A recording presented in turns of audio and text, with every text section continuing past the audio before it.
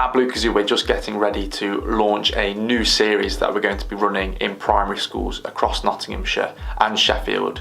And so I thought this would be a great opportunity just to talk about the creative process and how we actually come to these finished projects that we run in these schools. So one of the first things that we will be thinking about as a company is who is the character that's going to be leading this day. We believe that character-driven learning is really, really effective and really, really important.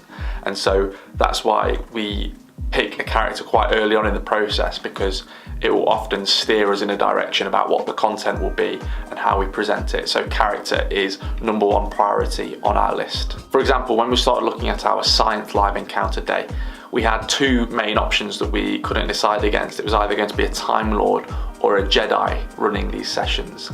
We obviously take into account the relevance of the characters and what they would bring to this topic. We talked about the engagement and how relevant these characters are to children nowadays. Obviously it needs to be something that they are familiar with.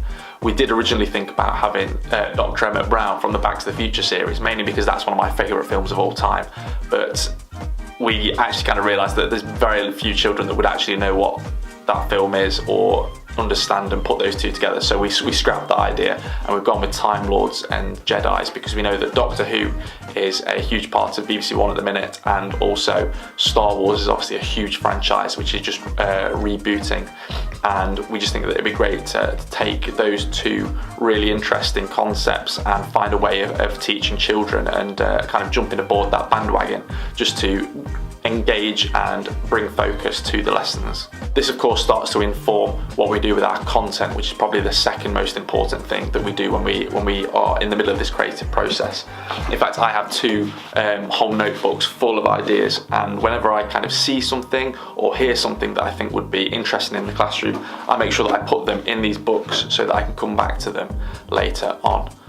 Often these games are very simple, but they can be adapted in certain ways to suit the topic and the character that's leading it. So there's lots of interesting things in there that I come back to once we understand which character is going to be leading the session and what the topic is that we need to be delivering and bringing to the children of your class. Thirdly, we think about the packaging and presentation of this day. We try to find a really clear and good balance between entertainment and education. Obviously there's no point in us just going in there and being a bit of fun for the day if the children don't actually learn anything from it, which is why we go quite early into the research and development stages where we start thinking about the different topics we want to teach. So again, in this science day, we kind of thought about we need to be teaching about forces, electricity, light, sound, the senses, and try to cover as many topics as we can so that we know that we are presenting and preparing children for the rest of their topic and giving them a good base knowledge and engagement with each different aspect of science.